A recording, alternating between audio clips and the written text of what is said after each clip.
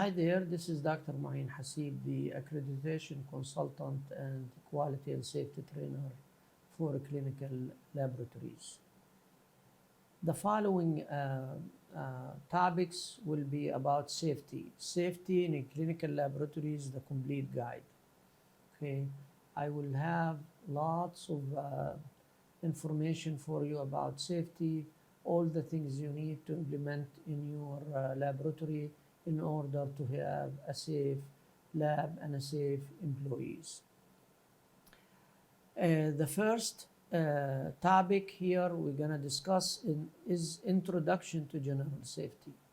And this is lesson 1 out of 3 lessons on this topic.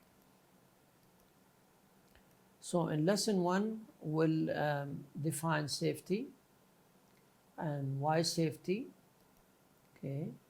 Is your lab a safe place to work in? What are the general hazards in a laboratory? We'll talk about safety policies and procedures, SOPs, IBBs, safety training. And in lesson 2, we'll talk about safe work practices review by risk assessment, why, how often, and by whom, and how.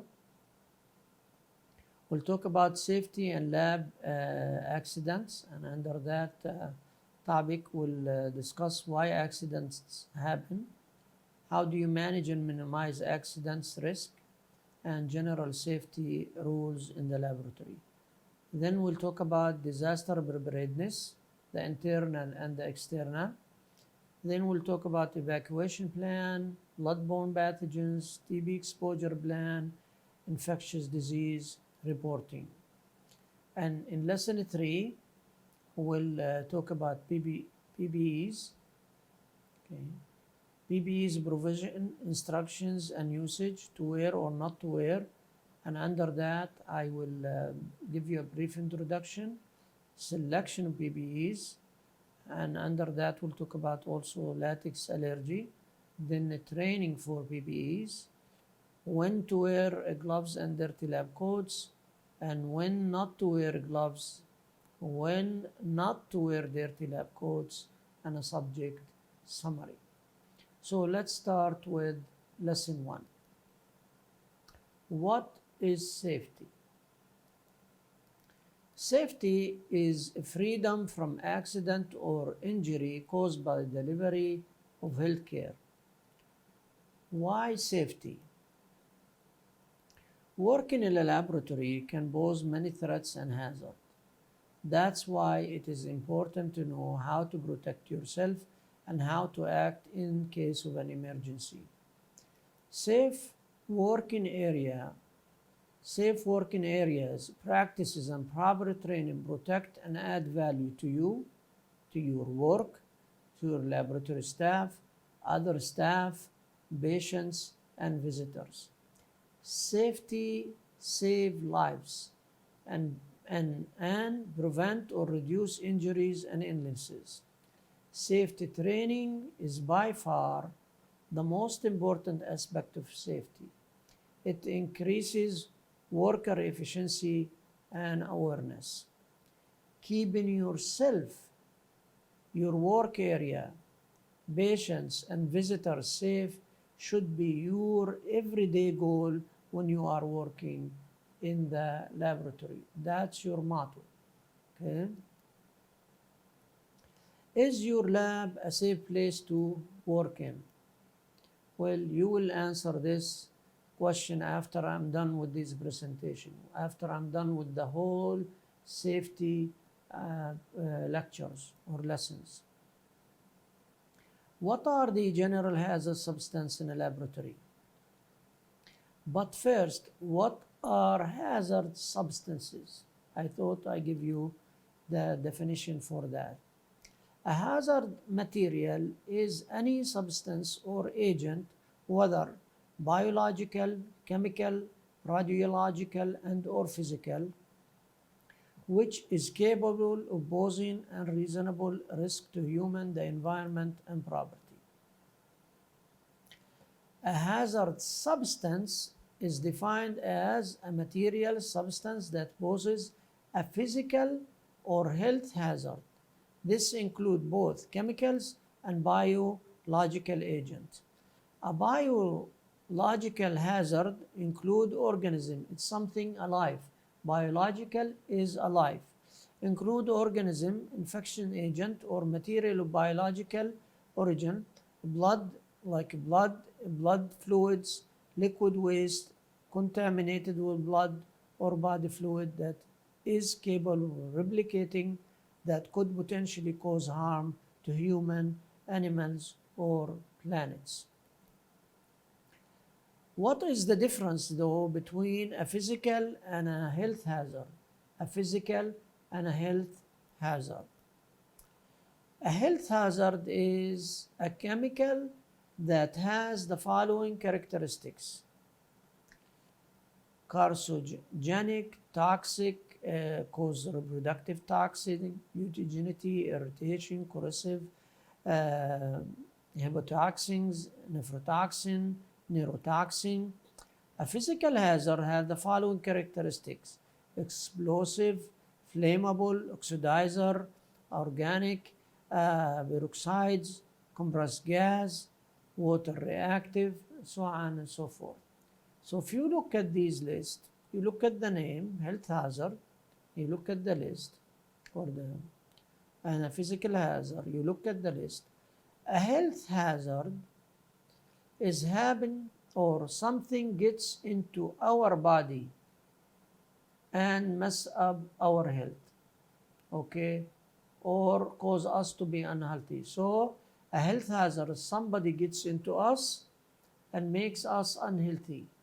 A physical hazard is something happen around us, okay, an explosive happens around us and cause us to be unhealthy.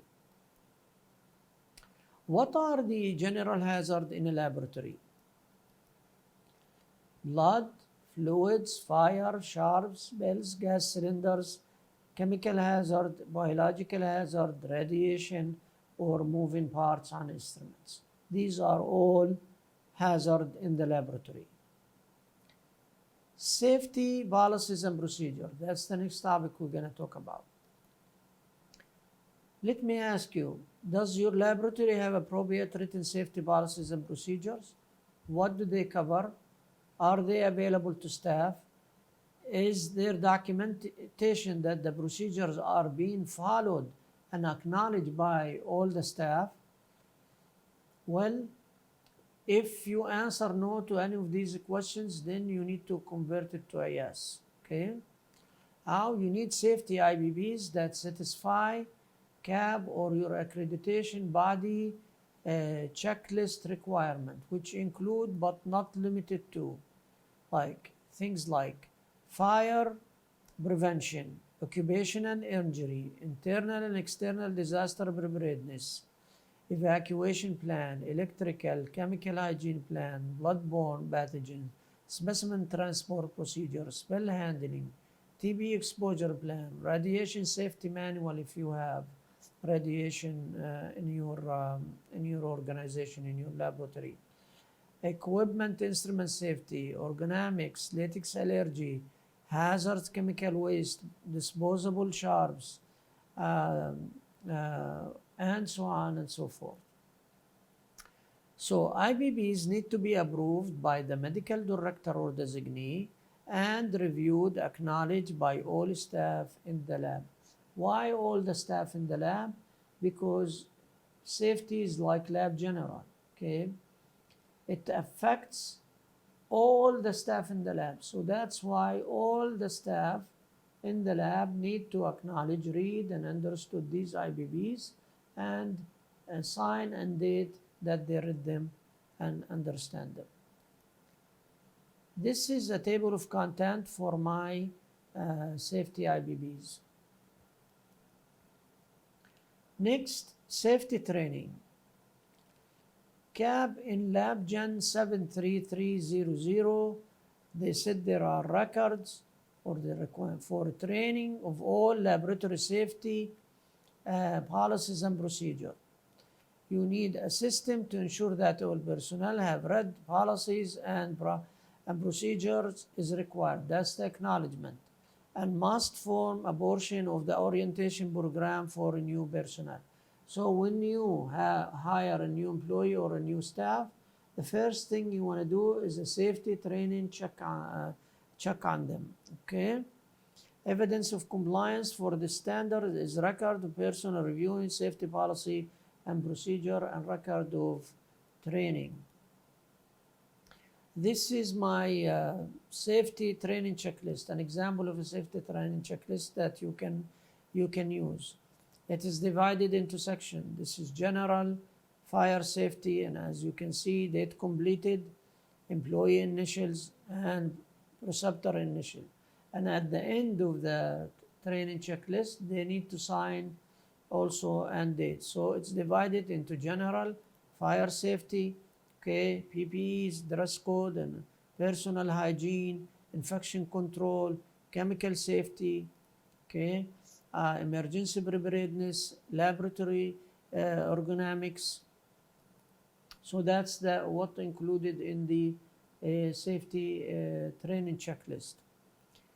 Next, requirement by CAP for safety found in Gen 73400, Safe Work Practices Review.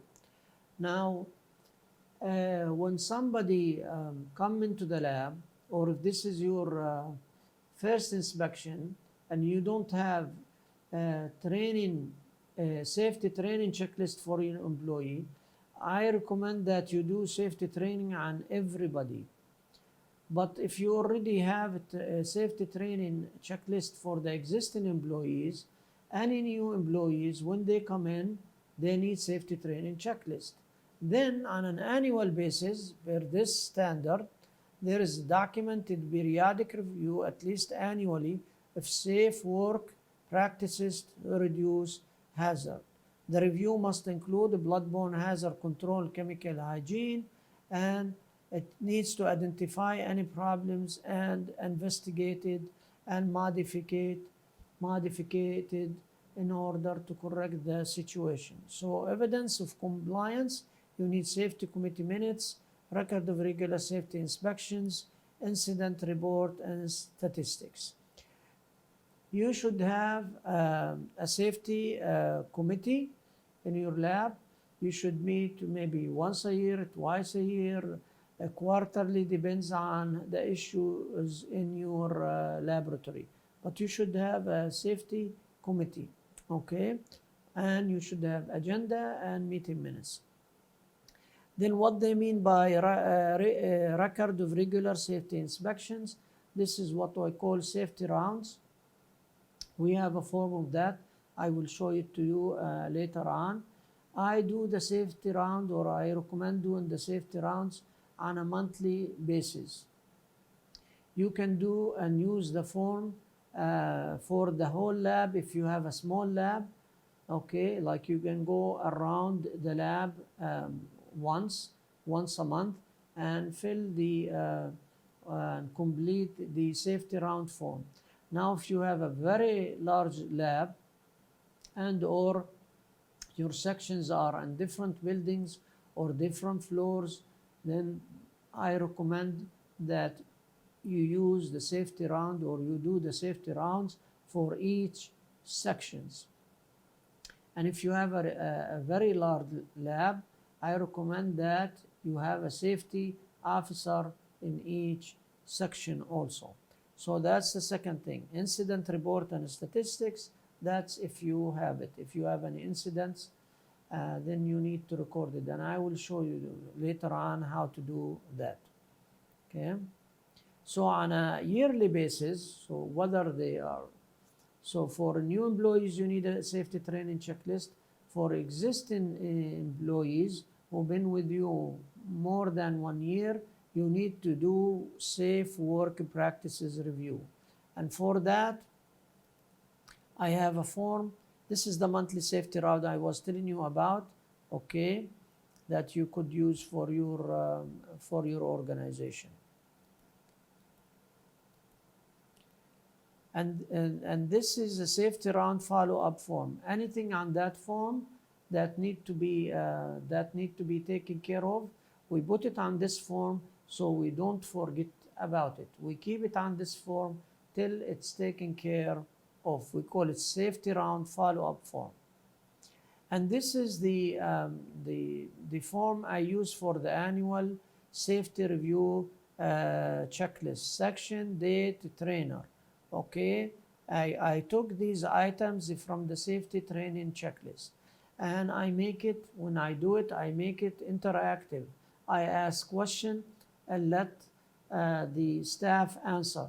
So if somebody doesn't know, when the staff answer, then they would know. If nobody knows, then I will answer, and this way they will learn.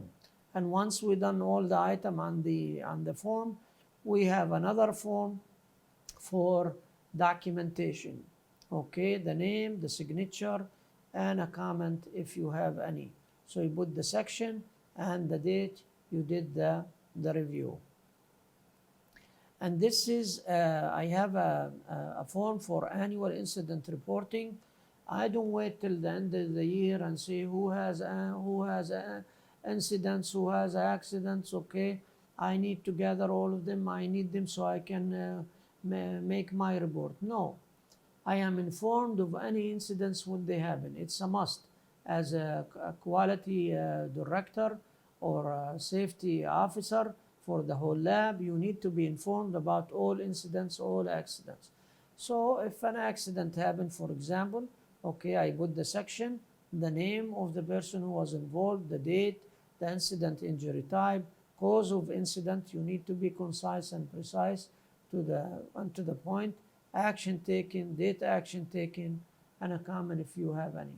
So at the end of the year, this way, at the end of the year, you will have, okay, you will have a complete report. You don't need to ask anybody about any information. And I recommend you do the same in your laboratory if you are in charge of this thing. Okay, so for safety training, all staff need to be trained in safety. Okay, upon hiring and annually they need review. Items to cover: fire in the review. Items to cover: fire, infection control, chemicals, PPEs, dress code, personal hygiene, emergency code, ergonomics, etc., etc. I am done with lesson 1, introduction to general safety. To continue with the subject on safety and the same topic, please go to lesson 2. In lesson 2, we'll cover safe work practices review by risk assessment, the why, the how often, the by whom, and the who. And then we'll talk about safety and lab incidents, and under that we'll talk about why accidents happen, how to manage and minimize accidents or risk, and general safety rules in the laboratory. And then we talk about disaster preparedness, the internal and the external preparedness. Then we talk about also evacuation plan, bloodborne pathogens, TB exposure plan, infectious disease reporting. Thank you very much for watching.